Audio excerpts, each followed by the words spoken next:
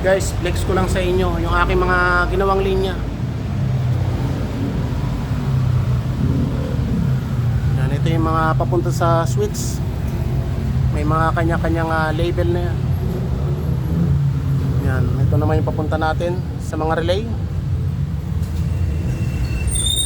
Ito yung ating relay box. Yan, doon ko ilalagay yan guys, sa dulo, sa gilid. Yan, nakakabit na rin yung ating ignition coil.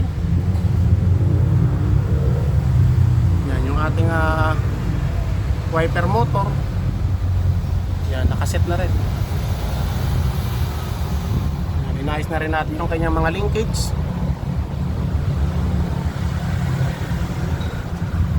Yan, nakaporma na yan guys. Ito yung ating fuse box. Yan, puro surplus Japan. Mga gandang klase yan guys. Ito yung ginagamit nating assorted fuse. Yan, meron akong inabang guys para sa kanyang alarm. Yan, sa flash relay. Ito na. May abang tayo para sa RPM tachometer.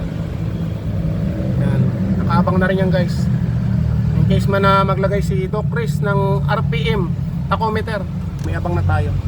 Kompleto na yan guys. Yan, tapos dito maayos na rin. Yan, ito yung kanyang EPS module, EPS motor. Yan, ito yung ating linya. Yan, ito yung relay socket. Yan, nakita ko sa inyo guys dito sa harap, sa engine bay. Yan, ito yung ating mga linya.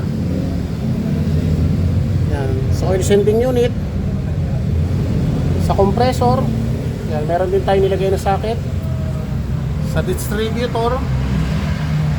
Yan, naka-bracket din yan guys, na maayos. Yan, dito wala na tayong nilagay dyan. Malinis na malinis siya. Dito naman tayo sa harap. Ito yung ating mga linya. Yan, naka-bracket na maayos yan guys. Doon hanggang dito sa dulo. Ito na yung ating mga linya. Yan, tapos meron din tayong abang para sa fog lamp. Ito na yan guys. Sa condenser fan, auxiliary fan para sa kanyang radiator fan. Yan. Yan na yung mga linya natin sa makina. Tapos ito guys yung ating ginawang linya. Yan, dito ko guys nilusot. Yan, nakaporma ng maayos yan guys, naka-bracket. Yan, dito siya lumabas. Ngayon, dito siya pumasok. Yan. Ito yung ating linya papunta sa starter. Yan. Mga linya natin para sa carburetor. Dito sa may actuator motor, meron din tayo nakalinya dyan. Kakabit pa natin yan guys. Yan, nakaset na rin ang ating wiper blade. Ito naman guys yung ating mga kinalas na mga linya. Yan, bali ito guys na general wiring na rin to kasi napalitan na lahat. Fuse box, yung kanyang flash relay, aluminum na. Tapos yung mga relay, yan, puro mga boss relay na ang ginamit. Yan, talagang sunog-sunog na. Ito na yung ating linya para papunta sa likod. Ito naman yung ginawa ko guys, pinalitan ko na rin. Ito yung dati nakakabit para sa kanyang wiper arm linkage. Yung motor pinalitan ko na rin para mag-accurate sa atin yung wiper switch. Yan, para gumana yung intermittent relay. Okay na yan guys, kompleto na yan.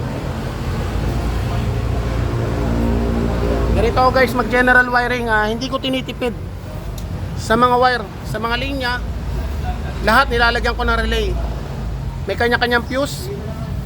Yan, para sa ignition. Tapos meron din siyang fuse dito mismo sa loob. Yan, ito guys, pakita ko sa inyo. Ito yung kanya-kanyang relay. Tapos kanya-kanyang fuse. Meron din tayong fuse para sa alternator. Yan. Ito naman yung fuse para sa ignition switch. Yan, may mga relay na yan guys. Dito ko rin ilalagay yung fuse para sa APS module.